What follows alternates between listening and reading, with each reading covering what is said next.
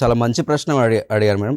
చాలా దురదృష్టకరమైన విషయం ఏంటంటే ఈ రోజులలో చాలా మంది పేరెంట్స్ ఏం చేస్తున్నారంటే వాళ్ళు ఒక డ్రీమ్ను ఇమాజిన్ చేసుకుంటారు, దాన్ని ఫుల్ఫిల్ చేయడం కోసం ఇక్కడ వాళ్ళ కిడ్ను ఫోర్స్ చేస్తుంటారు. కానీ అక్కడ రోల్ ప్లే చేయాల్సింది ఎవరు? ఆ కిడ్ కదా.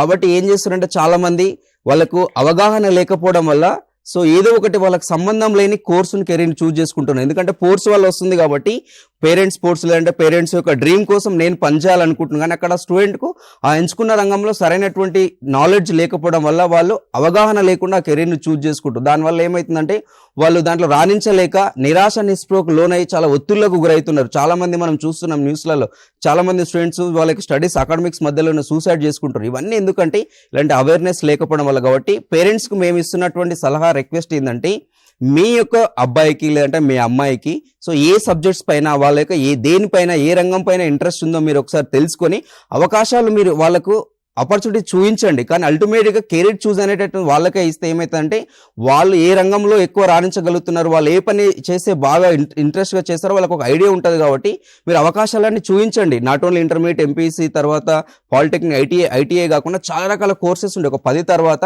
10 రకాల కోర్సెస్ అవకాశాలు వాళ్ళకు ఉంటాయి. కాబట్టి ఇవన్నీ మీరు వాళ్ళ ముందల చూపించి వాళ్ళకు ఎక్స్ప్లెయిన్ చేసిన తర్వాత అవకాశం అల్టిమేట్గా స్టూడెంట్కే ఇవ్వండి. అంటే మీ యొక్క అబ్బాయికి ఇచ్చారనుకో వాళ్ళ కెరీర్లో రాణించగలుగుతారు, సక్సెస్ అవ్వగలుగుతారు. మీకు కూడా సమాజంలో ఒక మంచి పొజిషన్కి వెళ్ళిన తర్వాత వాళ్ళు సక్సెస్ అయితే వాళ్ళ త్రో మీకు కూడా మంచి నేమ్ వస్తుంది, మిమ్మల్ని బాగా చూసుకునేటువంటి అవకాశం కూడా మీరు మీ కిడ్కి ఇచ్చినటువంటి అవకాశం ఉంటుంది. కాబట్టి పేరెంట్స్ అల్టిమేట్గా మీ యొక్క కిడ్కు అవకాశం ఇవ్వాలని నేను కోరుతున్నాను.